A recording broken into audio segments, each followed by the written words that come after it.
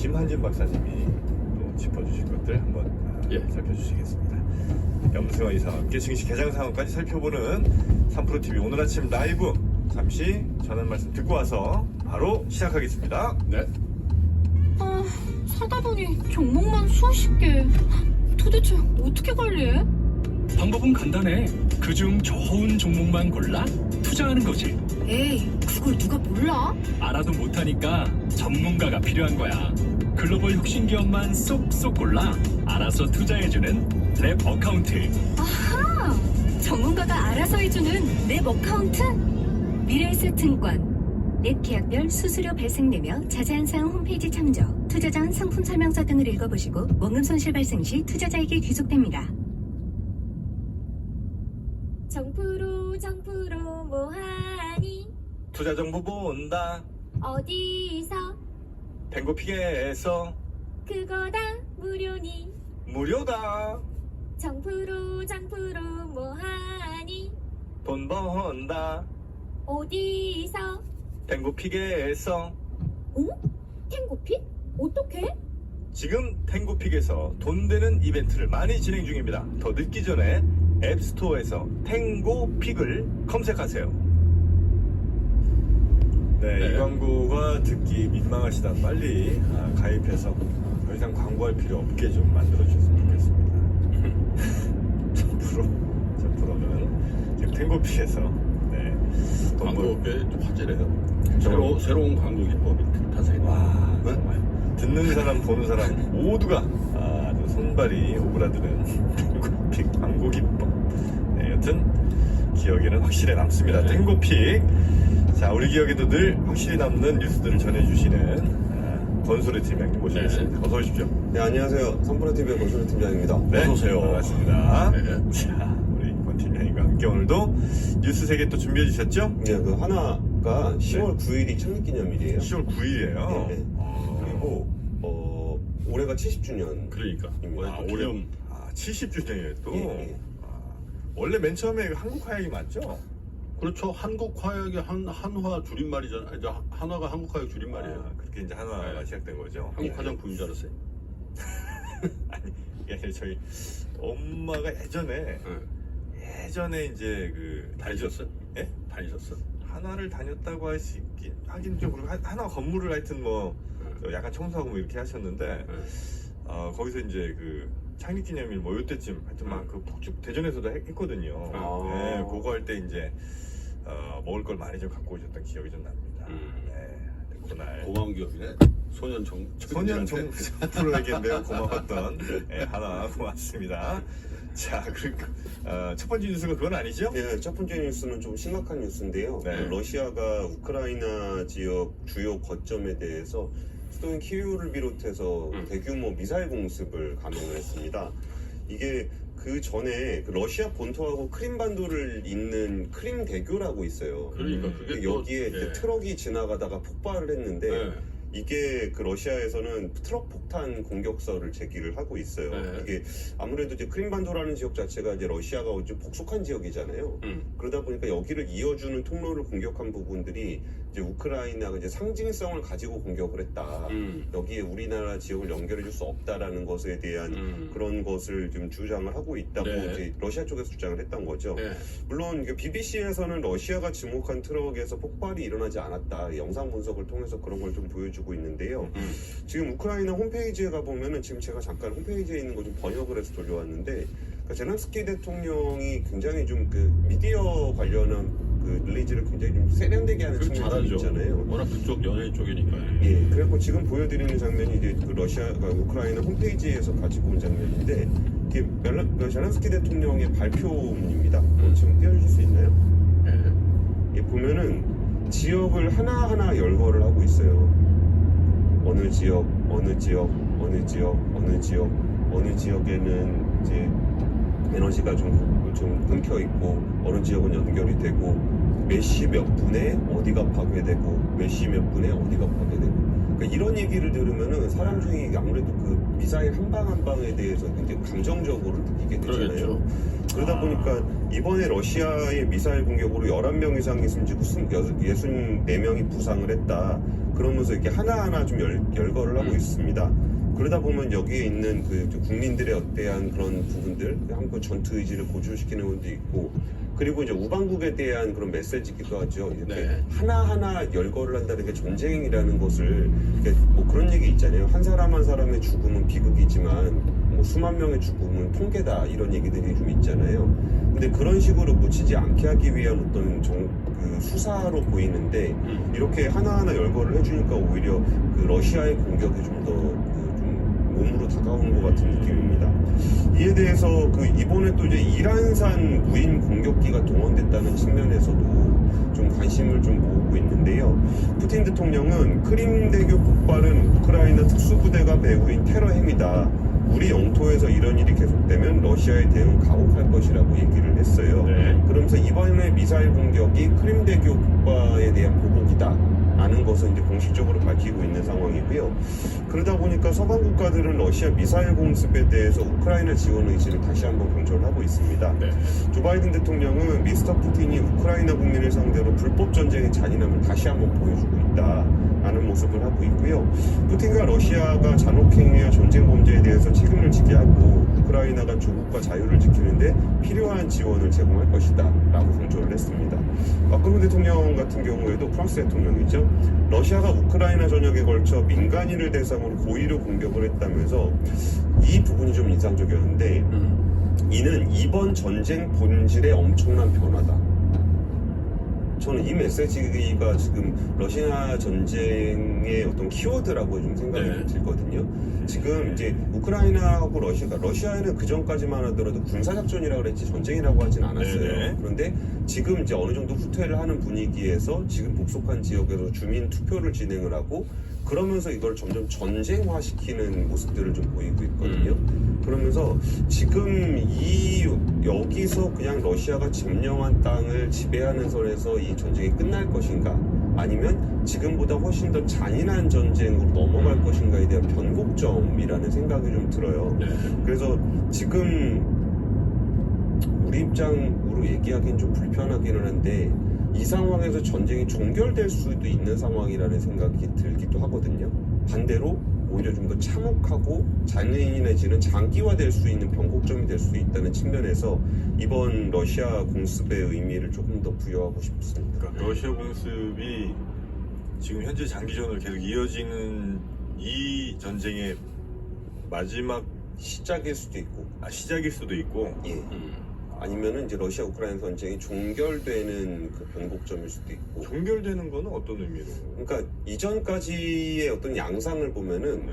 그러니까 전쟁의 끝이 보이지 않는 상황으로 계속 진행이 됐었잖아요. 네네네. 그러니까 러시아가 이제 우크라이나 아예 영토 전쟁을 점령하려고 그러는 거 아니냐라고 그렇죠. 싶을 정도로 이렇게 진행이 되고 있었는데, 그럼 이 전쟁의 마무리는 어떤 단계로 갈 것인가에 대해서 1차 변곡점이 지금 러시아 주민들이 좀 많은 지역 정도를 확보를 하면서 끝낼 수 있을 거다라는 전망을 이전에 우크라이나 전 대사님이 말씀을 해주시더라고요. 그러면은 이전에 영토를 많이 점령했을 때 그런 식으로 종결이 될 가능성은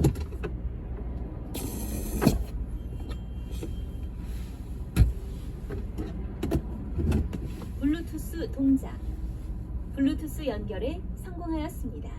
진행을 했고, 그리고 이제 사실상 전쟁 선언과 핵전쟁 얘기를 한다는 것 자체가 여기서 종결을 시키고 싶은 메시지가 좀 더 강하다고 보는 거예요.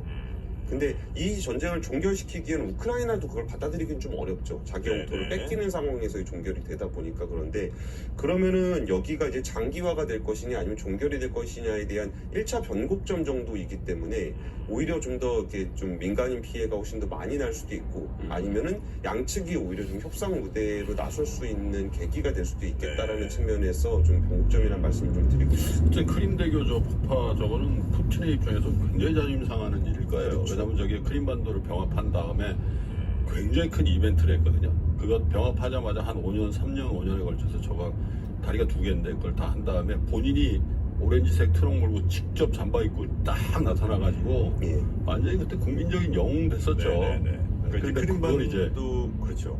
네, 크림반도가 이제 원래 우크라이나 쪽에 붙어 있는 건데 러시아 본토랑 있는 다리가 그렇죠. 크림대교인 거죠. 유일하게. 그러니까 거기를 아예 그 러시아 영토화를 했다는 상징성이 있는 데가 크림대교입니다. 그러니까 여기가 떨어져 있을 때는 점령지라고 한다 그러면은 대교를 연결함으로써 여기는 영원히 러시아의 영토다라는 것에 대한 상징성을 좀 보여주는 그러니까. 대교거든요. 네.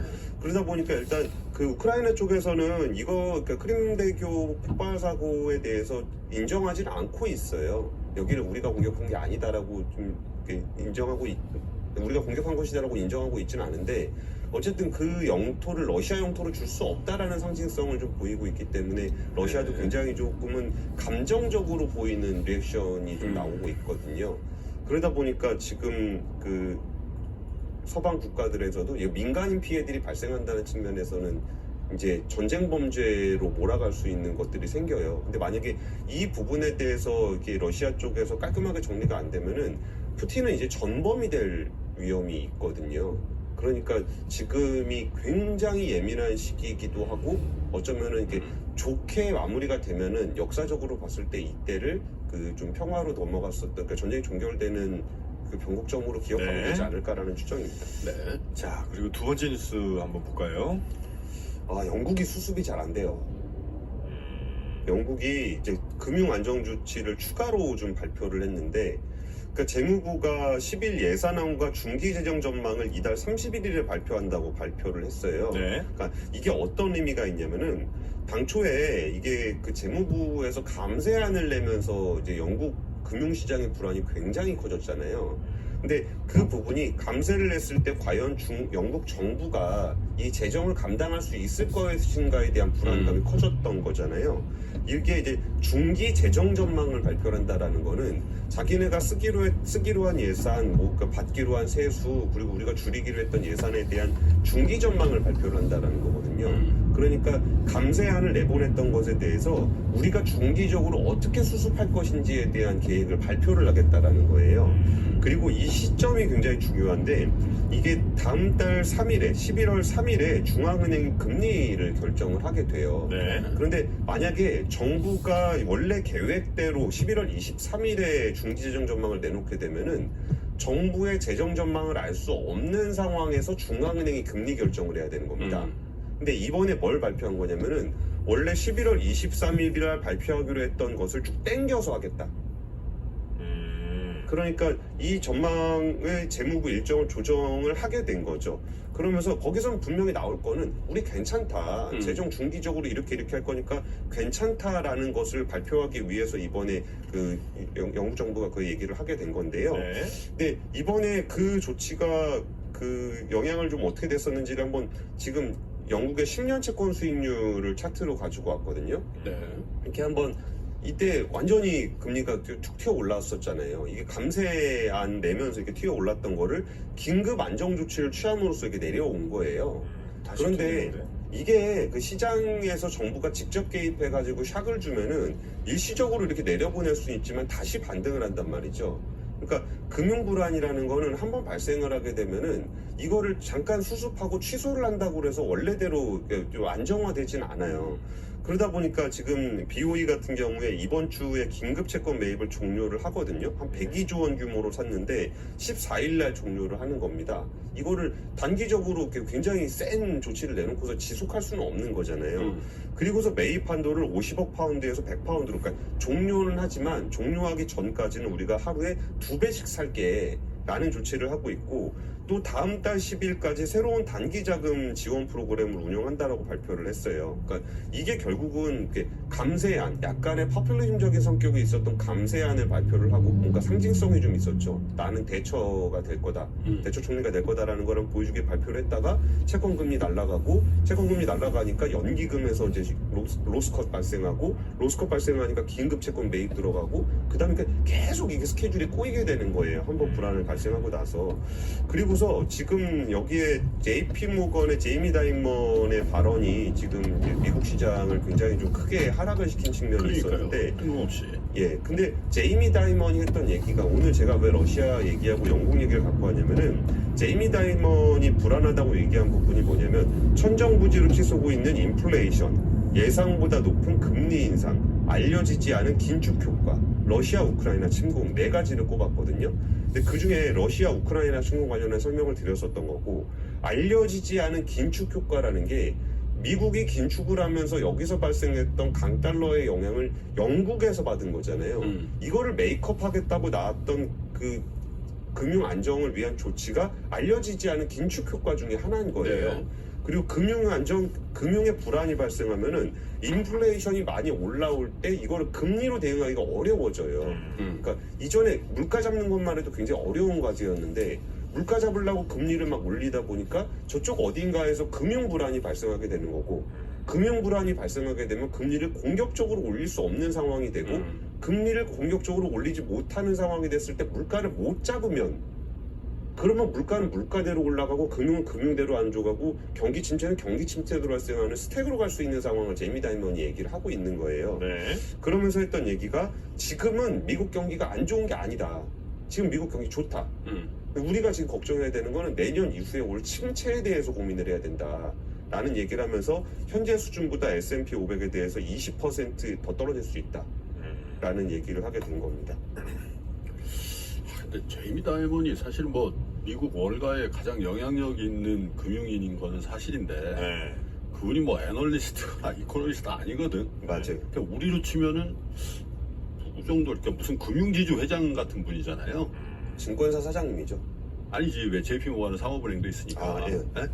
그래서 전체 금융지주 회장 같은 분이 나와서 이렇게 얘기했는데 이게 이 정도로 움직여야 될 사안이냐. 물론 이제 뭐 리포트는 그 예하에 있는 이코노미스트 애널리스트 리포팅을 받겠지만은 이게 금융지주 회장이 나와서 지수 20% 더 떨어진다는 얘기들도 하고, 그게 또 장을 이렇게 움직이고 있으니까 이걸 정말 우리가 심각하게 받아들여 드려야 될는지 잘 모르겠어요. 그리고 이 내용을 보면은, 그러니까 데이터를 기반으로 해서 이코노미스트가 예상을 하는 부분들은 좀 보면서 좀 우리가 곱씹고 한번 챙겨볼 게 좀 있겠다 싶긴 한데, 사실 제이미 다이먼 CEO 같은 경우에 나와서 얘기할 때 보면은 되게 좀 이렇게 추상적인 얘기들을 많이 해요. 그런 정도 저 연배나 그 정도 커리어죠. 뭐 디테일한 데이터 가지고 얘기할 수 있는 분은 아닌데. 그러니까 이분이 얘기한 거 중에 우리가 몰랐던 얘기는 저분이 이 타이밍에 이 얘기할 줄 몰랐다는 정도지, 얘기하는 내용들은 사실 우리가 딱 어느 정도 인지하고 있는 내용들은 맞는 것 같아요. 네. 그래서 어쨌든 이분 얘기가 중요한 것은 뭔가 이제 데이터를 기반으로 뭔가 있을 거다라는 기대이긴 한데, 이번에 얘기하고 있었던 부분들은 우리도 항상 얘기했던 거 있잖아요. 그러니까 우리가 지금 걱정해야 되는 부분들은 지금이 아니고 내년이다. 금리를 이렇게 올리고 있는 거는 내년에 경기 침체가 있을 것을 타겟으로 해서 하는 거잖아요. 네. 그럼 우리는 지금 뭘 해야 되느냐라고 한다면은, 이전에 저희 그 주말에 김프로님하고 같이 울주군 가서 강의를 같이 드릴 때 김프로님 그런 얘기 했어요. 지금은 좀 아껴 써야 될 때고 빚을 좀 덜 내야 될 거고, 그게 지금은 우리가 주머니가 그래도 조금 어느 정도는 남아 있어서 그런데 내년에는 분명히 조금 어려워지는 시기가 올 거니까 우리도 그런 부분들에 대해서 금융시장에서 준비하는 거 말고 실물 경제 우리 삶에서 준비해야 될 게 좀 있어 보여요. 네. 자, 하여튼 영국 정부랑 영국 중앙은행이 서로 좀 엇박자내면서 뭔가 금리 크게 한번 치솟았다가 좀 불길 잡는가 싶더니 다시 그 금리가 올라갔다는 뉴스. 제이미 다이먼의 경고 등까지 이제 이럴 수 있을 것 같아요. 제이미 다이먼이 뭐 저렇게 얘기를 하면은 전반적으로 이제 JP 모간 전체적인 어떤 포지션 변화가 이런 게 영향을 주고 또 그런 것들을 반영한 얘기를 하겠죠. 네. 그리고 이제 월가의 전반적인 분위기가 롱 포지션보다는 숏 포지션으로 가는 거 아닌가, 이런 우려들을 할 수는 있겠죠. 네. 자, 그리고 세 번째 뉴스도 전해주실까요? 세계 3대 반도체 기업이라고 하면은 TSMC, 삼성전자, 애플입니다. 네. 근데 얼마 전까지는 삼성전자가 매출 1위였거든요. 이 부분에 대해서 잘 인지 못하셨던 분들도 많은데, 전 세계 반도체 기업 중에 가장 높은 매출을 올리고 있었던 데가 삼성전자였어요. 네. 근데 이번에 TSMC에게 역전당할 거다라는 얘기가 나오고 있어요. 이게 TSMC의 그 3분기 매출 기준으로 보면 27조 5천억 정도 나온다는데, 삼성전자가 얼마 전에 잠정 실적을 발표했는데 부문 실적을 발표하진 않았습니다만 24조 5천억 정도로 2위를 밀려나게 될 것 같고, 이거 애플이 아니고 인텔입니다. 그러니까 인텔이 한 22조 정도, 아직 발표는 안 하게 됐는데 22조가 되지 않을까. 근데 잘못 나온 거죠. 네, 요거 인텔입니다. 인텔. 그러니까 이게 엄청 걱정해야 되는 일인지는 잘 모르겠어요. 이게 경쟁력에 관련한 부분이 아니고 TSMC의 파운드리 실적이 좀 덜 빠진 거고 삼성전자의 메모리 반도체 실적이 많이 빠진 거거든요. 그러다 보니까 이게 경쟁력에서 이런 측면은 아닐 것 같은데 여기서 포트폴리오 관련한 부분들은 우리가 좀 눈여겨볼 필요가 있는 것 같아요. TSMC 전체 매출의 한 4분의 1 정도가 애플에서 나오거든요. 근데 이번에 PC 출하량 관련한 발표도 있었는데 3분기가 전 세계 출하량이 PC 출하량이 15% 정도 줄었어요. 네. 근데 그 와중에 애플만 40%가 늘었습니다. 늘었다고요? 예, PC 출하량이. 근데 이게 어떤 의미가 있냐면 윈도우 기반 PC 출하량이 줄게 되면은 여기 관련해서 CPU를 집어넣는 AMD라든지 인텔이라든지 여기 메모리 반도체는 삼성전자라든지 요 진영 자체가 다 그렇겠네. 약해져요. 예. 근데 TSMC가 이렇게 매출이 잘 나오는 거에 기반에 애플이 여전히 공고하게 있다라는 측면이 있거든요. 예. 그러면은 이게 단순하게 이제 전 세계 반도체 시장을 그냥 비슷하게 움직여서 필라델피아 반도체 지수 비슷하게 움직이는 게 아니라 오히려 애플과 관련된 진영 쪽에서는 그래도 좀 강한 모습을 보이고 윈도우, 그러니까 마이크로소프트 윈도우 기반으로 한 AMD라든지 인텔이라든지 요 진영이 좀 같이 내려가는 모습을 보이고 있다는 측면에서 그러니까 단순히 TSMC가 지금 매출이 1등을 했다 이거에 지금 우리나라 언론들이 많이 주목을 하는 것 같아요. 근데 이거는 당연한 거다. 파운드리가 빠진 것보다 메모리 반도체가 더 빠졌으니까. 근데 그거보다 이게 마이크로소프트와 인텔을 중심으로 구현돼 있던 진영이 굉장히 약세를 보이고 있고 자체적인 반도체를 만드는 애플과 거기에 대한 파운드리를 하는 TSMC가 공고하다는 측면은 전 세계 반도체 시장 경쟁 지형에 있어서는 꽤 유의미한 변화가 나타나고 있다는 부분을 근데 말씀드리고 그게 싶습니다. 일종의 뭐 트렌드로 자리 잡는 거 아닌가 하는 걱정이 있는 게 애플은 자기가 뭘 해버리는 거잖아요. 예. 네? 그죠? 운영 체계에 대해서. 네. 근데 이제 삼성이라든지 이런 쪽은 안드로이드가 어떻게 하느냐에 따라서 이게 뭐 변화가 있는 거니까. 근데 이게 얼만큼 소비자의 어떤 니즈나 이런 창의력이나 이런 것들을 더 빨리 반영할 수 있는가라는 큰 트렌드로 보면 좀 불리할 수도 있겠다는 생각은 좀 들긴 하더라고요. 이제 와서 하는 생각이지만. 삼성이나 뭐 이 진영 전체가 그렇죠. 조합을 해야 되는 거니까. 근데 그 진영 자체가 굉장히 작았단 말이에요. 그러니까 전 세계를 휩쓸고 있는 CPU, 마이크로소프트, 윈도우 요 진영이 이만했다 그러면은 그렇죠. 애플은 그냥 그들만의 영역처럼 자기 생태계를 지키면서 있었거든요. 근데 전 세계 시장은 이렇게 줄어들고 있는데 여기만 이렇게 늘어나면서 애플 진영의 점유율이 높아진다라는 거는 그러니까 우리만 걱정해야 되는 문제가 아니라 전 세계 반도체 산업의 큰 변화로 보여질 수 있다라는 측면에서 좀 의미를 부여. 일단 뭐 3프로 스튜디오에 지금 노출되어 있는 4개 PC는 4개 노트북은 애플은 하나도 없네요. 다 안드로이드네. 안드로이드는 아니고 마이크로소프트죠. 네. 네. 하지만 핸드폰은 또 두 대가 이 애플 폰이고요. 애플이 노트북도 어마어마하게 지금 많이 파는 모양이군요. 왠지 애플 딱 했는 노트북 들고 있으면 좀 있어 보이긴 해. 그 이미지가 참 중요한 거 스티커라도 하나 붙여놓자 뭐. 여기다가 그러니까 이게 뭔가 스타벅스 가면서 애플이 그러니까. 또 꺼내서 뭐 삼성, LG 노트북 딱. 여튼 그 이상해. 근데 그 지금 시장이 뭐 예전처럼 막 사는 그런 시장이 아니잖아요. 뭔가 좀 경기가 별로 좋지는 않잖아요. 보면 약간 좀 아끼면서 사는 건데 똘똘한 하나를 사야 되는데 똘똘하게 사는 그 트렌드가 좀 나타나게 되니까 TSMC하고 애플은 공고하게 되는 거고 나머지 진영이 조금 줄어드는 모습이거든요. 하나 사는 거면 이거 사서 조금 오래 쓰자 뭐 이런 느낌이군요. 그 이왕 경제방송 하나 볼 거면은 3% 들으시죠. 그까지는 하지 말고. 일단 자, 그러면 뉴스 3 플러스 이 정도에서 한번 정리하고요. 우리 네. 김프로님의 지혜가 돋보이는 미스터 마켓 시장 한번 볼까요? 빠방 안 나오고. 좀 바뀌었구나. 얌전하게. 네. 요맘때부터 이제 노르웨이, 뭐 스웨덴 이런 데서 발표하잖아요. 뭐죠? 노벨상이요? 노벨상 지금 경제학상 수상자가 발표됐는데 다른 분은 사실 저도 모르고 시청자 여러분들 잘 모를 텐데 여기에 벤 버나키가 뚝 받았어요? 공동 수상자로 발표가 됐어요. 아는 이름 나오는 거 참 듣는데. 아니 아는 이름도 드물지만은 야 이게 맞나?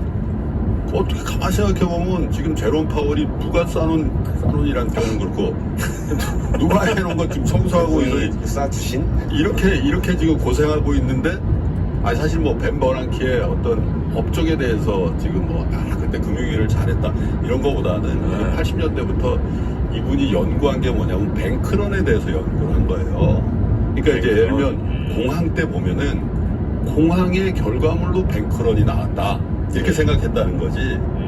뭐 경경위가 되고 막 이제 불안하니까 사람들이 줄 서서 은행에 가서 뱅크런, 그러니까 예금을 다 찾았다 이런 거잖아요. 그래서 은행은 어떻게 보면 결과물로서의 어떤 위기, 어떤 위기의 결과물로서의 뱅크런이었다 이렇게 생각했다는 거예요. 그 전까지는. 근데 이제 벤 버난키 등이 이제 연구를 한 게 그게 아니고 이 뱅크런, 이 은행의 위기가 더 큰 금융위기나 더 경제위기를 낳는 원인으로서의 어떤 뱅크런을 연구했다. 그 업적을 인정받아서 이제 금융위기가 나오면은 은행은 어떤 일들을 해야 되고 금융당국은 은행에 대한 어떤 정책을 해야 되는지에 대해서 굉장히 의미 있는 연구를 했다. 80년대부터. 그래서 그 업적을 이제 인정을 해서 노벨 경제학상을 준 건데 인과를 바꿨다는 거죠. 그렇죠. 금융위기 때문에 은행 뱅크런이 난 게 아니라 네. 뱅크런 때문에 금융위기가 난 것이다. 그러니까 이제 그걸 뭐 더 가중시켰다 이런 건데 뭐 이 얘기를 들어보면 우리도 그런 얘기를 할 수 있을 것 같긴 한데 그걸 이제 이론적으로 정립을 했다라는 거죠. 뭐 벤 버난키는 여러분 아시는 것처럼 대공황 전문가이기도 하고 일본의 버블 위기 이런 것들을 잘 연구를 해서 예를 들면 뭐 하버드 경제학회에 가면 이분의 논문을 뭐 반학기는 읽어야 되고 그런 정도로 유명한 학자입니다. 실제로 유태인이기도 하고 어디서 공부를 했냐면 하버드 경제학과를 나오고 MIT에서 경제학 석박사를 딴 정통 경제학자라고 할 수 있죠. 근데 우리는 이렇게 생각해보면 지금 제롬 파월은 엉망으로 하는 거죠, 지금. 그죠? 뭐라 할지 일시적이라 그랬다가 뭐 뒤집고 또 뭐 얘기를 해보니까 또 이 사람은 유태인도 아닌데다가 경제학자도 아니고 이 사람은 정치학 박사예요. 거기다 JD 법학 박사. 조지타운에서 법학 박사를 받은 변호사 출신이란 말이에요. 이제 그런 것까지 다 끄집어내가지고 이제 함량 미달인 사람이 이제 연준을 이끄니까 이제 우리의 미래는 그런데 사실은 저도 기억이 나는데 이 벤 버난키가 언제부터 그 연준 의장을 했냐면 2006년도부터 합니다. 2006년도부터 두 번을 하거든요. 2014년까지 4년 임기니까. 근데 이 사람도요. 사실 욕을 굉장히 많이 먹을 수 있는 일들을 했어요. 왜냐면 서브프라임 모기지가 2008년도에 이제 리만 사태가 터지면서 본격적으로 이제 문제가 됐는데 2007년도부터 사실 서브프라임 모기지에 대한 경고 이런 것들이 굉장히 많이 나왔었는데 그때마다 이 사람은 뭐라 그랬냐면 그럴 일 없다. 그런 거 없고 안전할 것이다 이런 거를 공식적으로 입장을 굉장히 오랫동안 물론 이제 그래서 그거를 당연히 연준 의장이 좀 위기 온다고 하겠냐 잘 알면서도 뻥카를 친 거다 뭐 이런 판단들도 있는데 어쨌든 미리 자기가 예측해가지고 소방서로서 이거를 적절히 물론 이제 터진 다음에 한 일에 대해서는 공과에 대해서 이런저런 얘기를 할 수가 있는데 어쨌든 리만 브라더 사태를 촉발로 한 미국의 금융 위기가 벌어진 거죠. 예. 그거는 뭐 어떻게 보면 전후의 가장 큰 위기였거든요. 전 세계적으로 미국의 금융 회사들이 다 도산.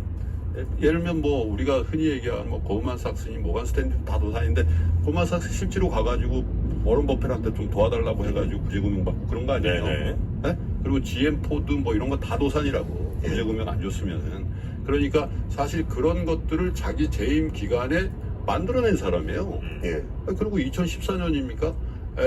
테이퍼 텐드럼이라고 그거 여러분 다 잊어버리고 그때 난리 났었어요. 난리 났었죠. 그때 2%대 있던 금리가 갑자기 며칠 만에 3% 가고 그것 때문에 신흥국 위기 온다고 그러고 막 그랬다고. 그 텐트럼이라면 뭐 때문에 텐트럼이냐? 다른 거 아닙니다. 지금처럼 뭐 75bp 올리고 100bp 올리고 뭐 이런 얘기를 한 게 아니고 지금 양적 완화를 예를 들면 한 달에 100씩 푸는데 테이퍼링 조금 장국돼요. 돈을 푸는 걸 금리는 여전히 0%고 돈을 연준에서 푸는 거를 만약에 100 정도 푸는 거를 살짝 한 80 정도로 줄여볼까요? 이때 발작을 한 거예요, 사실은. 그래서 금융시장이 2014년에 난리가 나고 그랬었거든요. 그래서 지금은 노벨 경제학상을 받을 정도로 이분이 어떻게 보면 회고하건대 추앙받는 사람이 된 거죠. 왜냐면 금융위기를 잘 처리했다. 이런 걸. 근데 그때마다 이렇게 돌이켜보면 우리가 지금 제롬 파월에 대해서 비난하고 제롬 파월에 대해서 욕하는 만큼 벤 버난키도 그때 욕먹고 그랬어요, 사실은. 그리고 사실은 그때 어떤 헬리콥터 벤이라는 별명이 들을 정도로 양쪽 하나치의 막대한 유동성 공급을 한 게 지금 어떻게 보면 2022년도에 우리가 경험하고 있는 글로벌 양극화 또 영내 양극화를 만든 거라는 이 비난은 아마 벤 버난키 끝까지 갈 겁니다. 그렇죠. 그리고 어떻게 보면 그 큰 후유증, 그런 어떤 양적 완화의 무제한 양적 완화의 후유증을 지금 우리가 처리하고 있는 걸 수도 있거든요. 물론 그 기간 동안에 미국 주식은 뭐 엄청나게 올랐죠. 미국 자산 또 글로벌 자산 가격이 그 풀린 유동성의 힘으로 엄청 올라서 그 기간에 부자가 된 분들은 해피한 거고 땡큐 변하게 할 수 있는 분이긴 해요. 근데 이제 제가 왜 굳이 이 벤 버난키의 노벨 경제 학상의 수상에 대해서 말씀드리냐면, 자, 우리는 이제 제롬 파월과 3년을 더 지내야 돼요. 물론 이제 그 다음에 어떻게 되는지 모르겠습니다만은 제롬 파월의 여러 가지 그 실책들 그리고 그로 인한 연준의 불신 같은 것들이 사실은 근본적으로 지금 우리가 겪는 자본시장의 이 변동성이나 이런 것들을 경험하고 있는 것일 수도 있죠.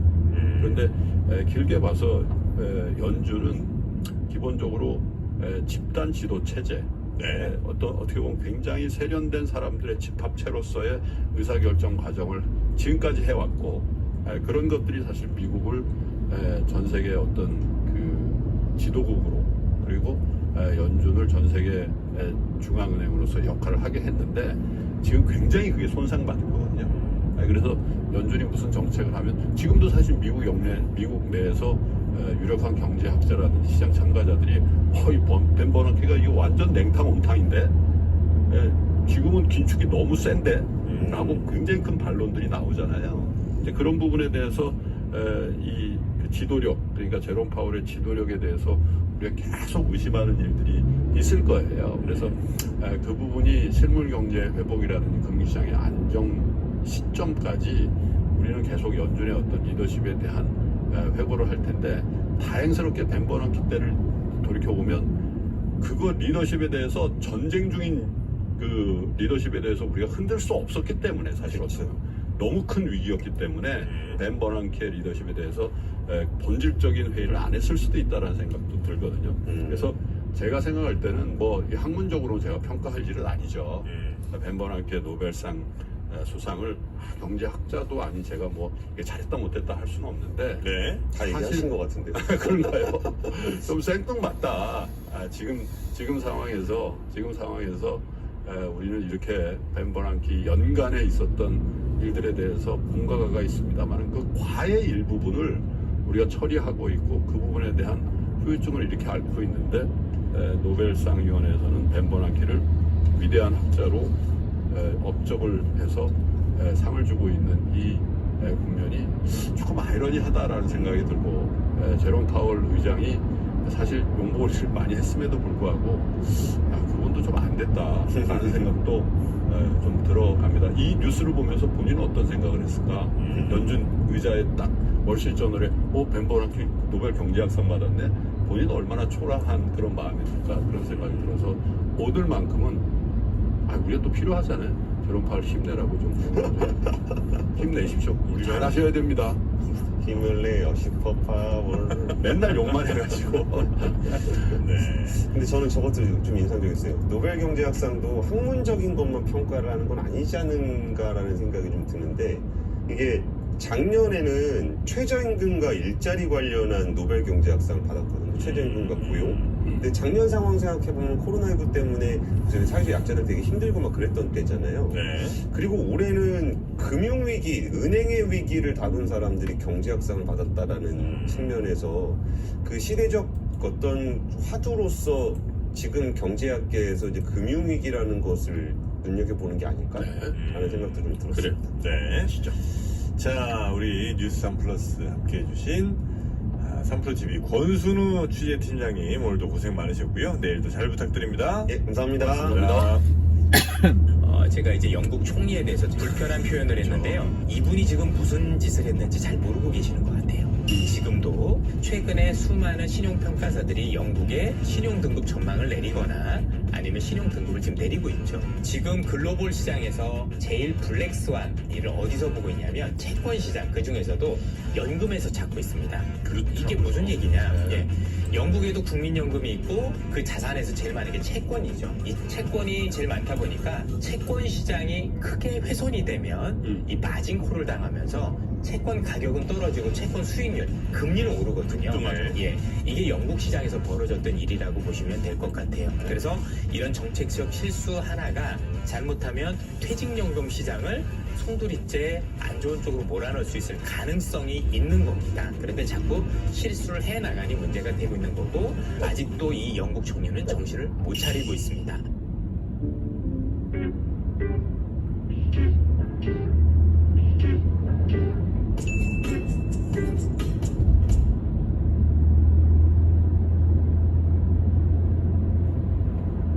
네, 뭐 여기저기 투자하는 거 참 좋은 일입니다만 가장 먼저 해야 될 건 나한테 투자하는 거죠. 예, 운동도 열심히 스스로의 몸에 그리고 스스로의 어떤 지혜나 지식에도 첫 번째로 투자하시고 그 다음에 여러분의 뭐 재테크도 좋고 여러 투자들 하시기 바라겠습니다.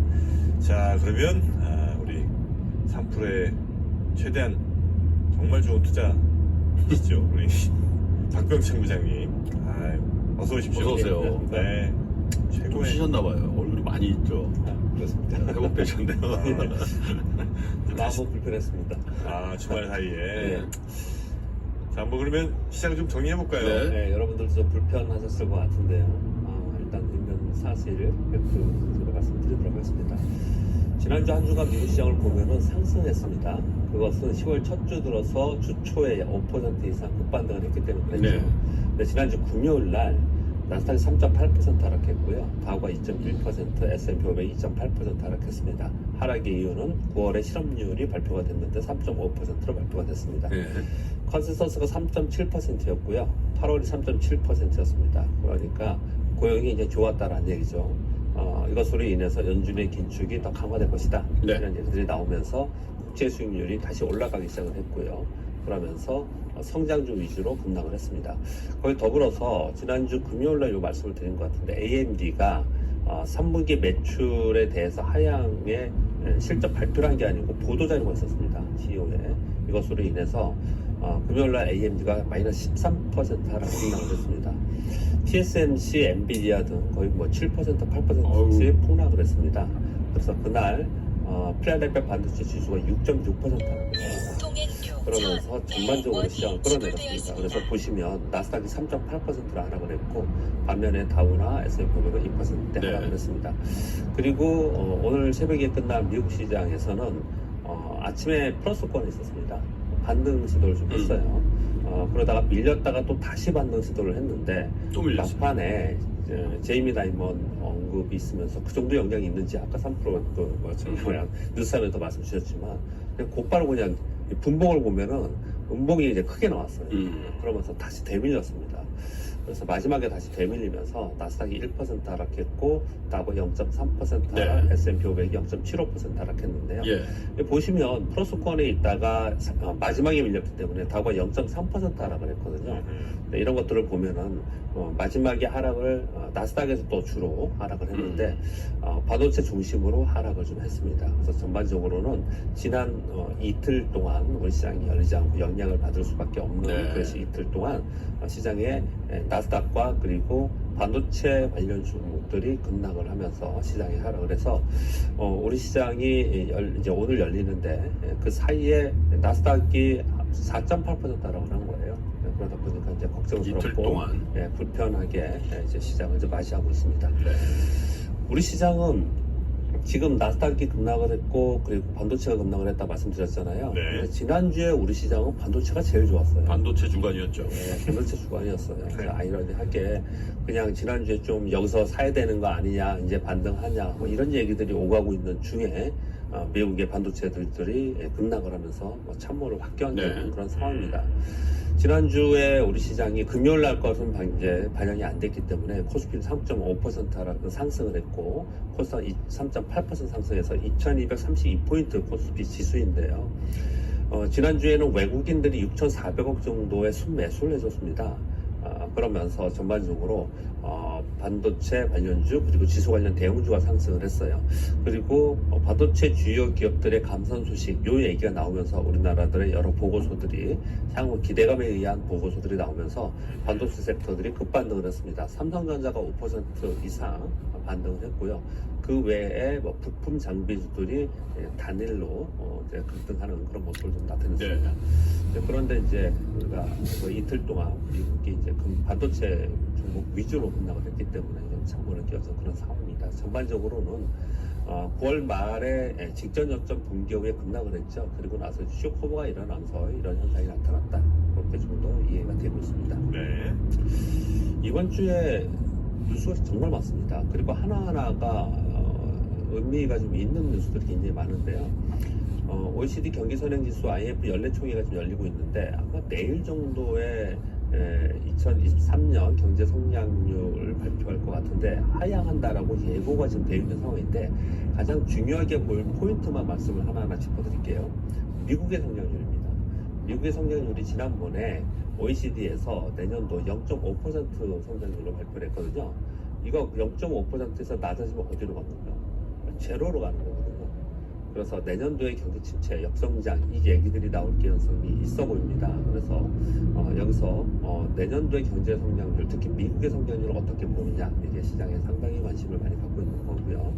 두 번째는 12일 날 한국은행 금통위가 있는데 이번에 금통위에서 금리 인상폭을 어느 정도 할 것인지 지금 50bp 얘기가 나오고 있습니다.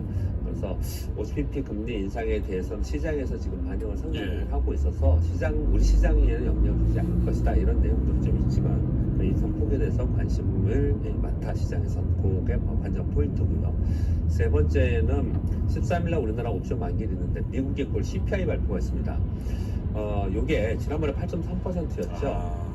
지금 시장의 컨센서스가 CPI가 8.1%고 코어 CPI가 6.6%인데 코어 CPI는 지난 8월이 6.4인가 그랬었어요. 올라요 더. 이게 더 올라가고 있는 거예요. 그래서 지금 유가에 의한 전체 헤드라인 CPI는 떨어지고 있는 부분을 생각을 하지만 사실은 그것은 등락폭이 있는 거고 코어 CPI가 계속 올라가고 있는 것을 봐서는 아직도 멀었다. 지금 연준위원들이 계속 그렇게 얘기를 하고 있습니다. 그래서 이것으로 인해서 이번에 CPI에 어느 정도로 나올지에 대해서 이제 시장이 굉장히 관심을 많이 가지고 있는데 일단 기본적으로 헤드라인 CPI가 8.1% 기준을 잡고 있는데 8% 전후로 해서 어느 정도 나오는지 이게 시장에 영향 가장 크게 줄 것이라고 보여집니다. 만일 뭐 8% 아래로 떨어진다고 한다면 시장이 어느 정도 화답할 가능성이 분명히 있습니다. 코어CPI가 올라간다 하더라도.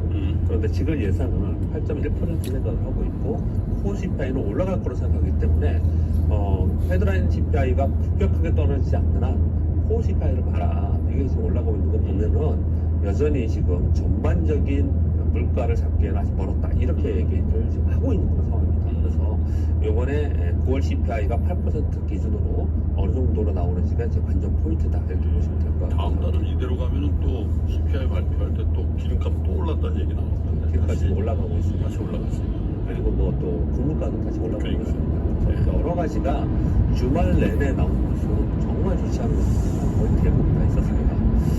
그리고 14일날 이제 미국의 9월 생활 발표가 나오는데 이제 3분기 실적 발표가 이번 주부터 시작을 합니다. 13일날 TSMC가 있고요. 14일날 모건스탠리 금융주 위주로 지금 시작을 지금 하는데 TSMC는 좀 전에 그 뉴스함에 잠깐 언급을 좀 주신 것 같은데 3분기 실적 발표에 대해서는 이렇게 생각합니다. 시장의 반응이 중요한 거다. 지난 4월에 미국 시장이 폭락을 했을 때 1분기 실적이 괜찮았는데 2분기 컨센서스를 낮추면서 폭락했었거든요. 그런데 2분기 실적 발표가 나오는 7월에는 시장이 실제로 실적이 좋지 않음에도 불구하고 않게 발표함에도 불구하고 시장 반응은 나쁘지 않았습니다. 그러니 결국은 시장의 컨센서스 눈높이가 어느 정도 있고 시장의 반응이 어떤 것인지가 더 중요하다라는 거죠. 일단은 지금 지난주에 있었던 AMD의 사전에 보도자료 이것으로 인해서 상당 부분 영향을 받았는데 이것은 사실은 중국 가운데 없는 상황에 있습니다. 그건 좀 이따 말씀드리겠고요. 그래서 관전 포인트가 어느 정도이고 어떤 상황이 됐을 때 시장을 어떻게 움직일 건가 이런 부분까지는 잠깐 말씀 좀 드렸습니다.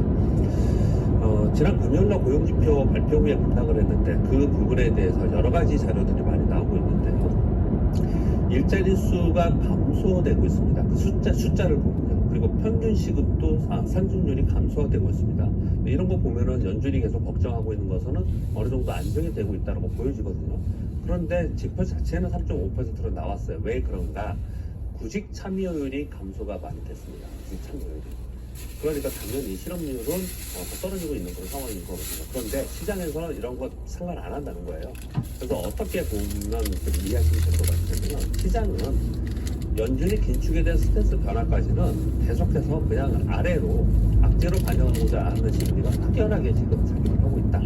또 어찌 보면은 불과 뭐 한 달 전, 두 달 전에도 계속해서 얘기가 나왔던 얘기는 월가에서는 고점 대비 나스닥이 3.5%, 나스닥 빠진 건 이해된다. 근데 S&P 500이 25%, 다우는 20% 하락했어요. 그래서 S&P 500을 가지고 계속 얘기를 하는 게 여기 추가적으로 더 하락해야 된다. 30% 이상 하락해야 된다. 이런 얘기들을 계속 하고 있는 상황이라서 한마디로 표현하면 시장의 인식 자체가 추가 하락을 염두에 두고 매수와 매도의 공방에서 매도가 훨씬 더 우세한 그런 시황이 전개되고 있다. 수급적인 영향도 상당히 크다. 그렇게 말씀을 드리겠고요. 이제 그런 시황 속에 있기 때문에 대외 시장의 환경 변화는 시간이 많이 필요하지 않습니까? 그러니 당연히 우리 시장은 투자 성공이 좋지 않은 상황이고 수급에 의해서 변동성이 지속되는 그런 상황이다. 참고로 지난주 금요일날, 월요일날 이틀간 미국에 상장된 한국 ETF 이틀간 합쳐서 3% 하락을 했어요. 그럼 이제 직전에 있었던 저점을 깨고 내려가는 정도로 보면 되는데 오늘 아침에 하락 후에 외국인들의 거래, 특히 프로그램 거래에 의해서 시장이 약간이라도 반등을 줄 수 있는 그게 지금 얼마나 나타내는지 그게 지금 관건이다. 뉴스 몇 가지 말씀드리겠습니다. 그 뉴스 3에 아까서 잠깐 언급을 하시는 것 같아요. 짧게 말씀드리겠습니다. 러시아가 우크라이나 수도 및 인근 지역에 공습을 했다는 뉴스가 계속 있었죠. 그건 있는 그냥 사실에서 우리 주식시장에 영향을 주는 부분은 달러인데스가 상승을 했고 국제 곡물가격이 상승을 그냥 다시 했습니다. 그래서 공급망으로 인한 인플레 우려가 재부각되고 있다. 좀 전에 언급을 드렸듯이 이런 우려가 지금 다시 나오고 있는 상황이고요. 중국은 지금 7중 전회를 지금 진행하고 있고 16일서부터 당대회를 합니다. 그래서 요 전에 지금 회의 중에 봉쇄령을 제기했습니다. 그래서 어제 미국의 소위 비용품위 관련주들이 다 급락했어요. 그래서 요게 지금 시장에 또 영향을 주고 있고요. 또 하나는 이 당대회를 지금 하고 있는 이 과정 속에서 미국에서 IT 핵심 부품 중국 수출 규제 요 얘기를 계속 하고 있거든요. 한마디로 표현을 드리면 요번에 중국에서 있을 이 정치적 대회에서 당대회나 전회에서 나올 얘기들 중에 시장에서 우려를 하고 있는 것은 대만 관련 언급이 있을까? 요걸 걱정을 좀 하나 하고 있고요. 또 하나는 미국의 대응 리스크. 지금 이제 중국 수출 기자나 이런 것들. 그래서 대응 리스크에 대해서 시장에서 지금 민감하게 반응을 하고 있다고 보시면 될 것 같습니다. 그리고 JP모건의 제이미 다이먼 얘기를 드렸는데요. 장중에 반등을 줬거든요. 보합이랑 플러스까지. 근데 막판에 이 얘기가 딱 나오면서 곧바로 장대음목으로 내려왔어요. 그래서 거의 한 1% 정도를 끌어내리더라고요. 이 언급 하나로. 그래서 아까 말씀 주신 대로 그렇게까지 영향력이 있나에 대해서 뭐 말씀을 주셨는데 제가 보기에는 그 영향력도 있지만 분명히 있지만 그 지금의 미국 시장의 수급을 딱 대변하는 게 아닌가. 그러니까 매도의 압력이 훨씬 더 강한 심리와 수급에 의해서 이런 현상이 벌어졌다 이렇게 좀 보여지고요. 그래서 핀코 대표나 JP모건 대표나 뭐 여러분들이 지금 미국의 경기 침체를 지금 예고하고 있습니다. 그런 가운데 최근에 연준위원들의 발언들을 보면 경기 침체 가능성에 대해서 인정하는 얘기들도 많이 해요. 그럼에도 불구하고 강력하게 긴축을 해서 인플레부터 잡아야 된다 이렇게 얘기를 하고 있는 상황이라서 시장은 지금 오도 가도 못하고 굉장히 악재의 반응을 좀 하고 있는 상황인 것 같습니다. 이제 뭐 우리나라 내부적인 얘기 몇 가지만 뉴스 가져왔습니다. 카카오뱅크 이거 있지 않습니까? 지난주 금요일날 급락했잖아요. 이거 카카오뱅크 상장 초기에 논란이 굉장히 많았습니다. 멀티플을 100배 이상으로 했을 때 이게 은행으로 봐야 되냐, 금융 플랫폼으로 봐야 되냐 논쟁이 있었어요. 그런데 일단 고밸류의 성장주들이 금리 인상기에 하락하는 부분도 있었고요. 그리고 카카오그룹이 연이은 분할 상장에서 이 내용 때문에 좋지 않은 지금 시선이 굉장히 많습니다. 카카오페이와 카카오뱅크가 고점 대비 80%대 하락을 했어요. 80%나 떨어졌어요? 네, 고점 대비요. 그래서 공모가 대비는 50%대 하락을 해서 이거 지금 우리 사회를 직원들도 받으면 난리 굉장히- 났다. 직원들이 굉장히 힘들다 이런 얘기들 직원들은 공모가에 사는 건가요? 그렇죠. 그렇죠. 그때 막 빚내서 산 대출. 분들이 막 4억 5억씩 해서 최대한 했는데 샀다는 분들이 많았던 것 같아요. 근데 공모가 대비도 반토막이 지금 더 나 있는 상황이에요. 그래서 굉장히 걱정스럽다라는 뉴스에서 나오고 있는 그런 상황입니다. 사실 이런 것들이 개별적으로 어떤 그룹의 문제 또는 개인들이 이걸 공모를 참여를 했다. 이러한 문제에서 끝날 부분은 좀 아닌 것 같아요. 왜냐하면은 이런 분위기가 계속 이어지면 이게 파급효과가 있기 때문에 주식시장 안에서도 상당 부분 이 부분에서 면밀히 좀 살펴봐야 되지 않을까 생각을 하고 있고요. 이 와중에 지금 미국도 그렇고 우리나라도 그렇고 3분기에 기업들의 컨센서스가 계속 실적 컨센서스가 낮아지고 있거든요. 근데 LG에너솔루션 지난주 금요일 날 컨센서스가 높은 잠정 실적 발표를 네. 했습니다.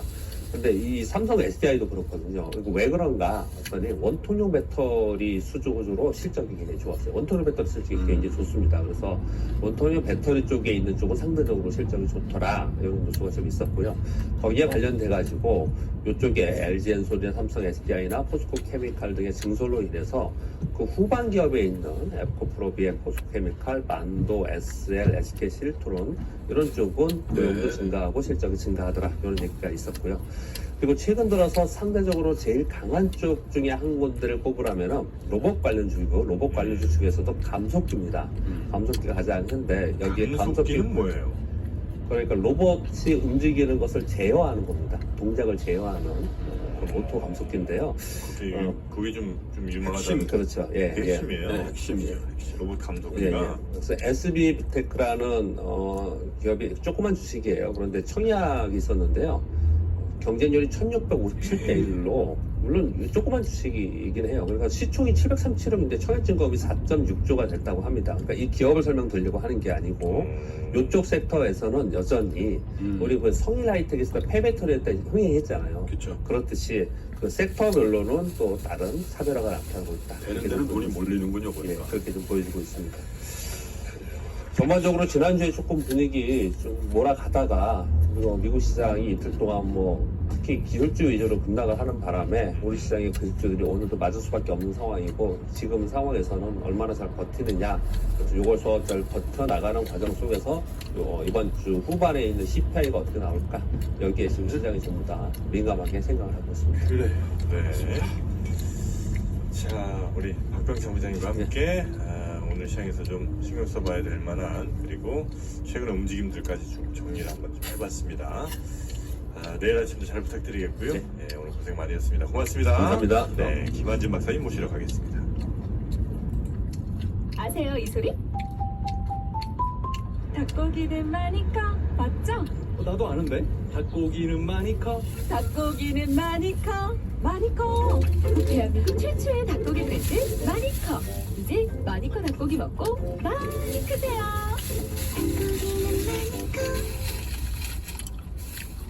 미국의 아침, 한국의 한밤, 자정이 다 돼서야 저의 일과는 끝이 납니다. 수고하셨습니다. 이프로님 오늘 한 잔? 나 술 못 마시잖아. 내일 제가 커피 살게요. 수고했어요.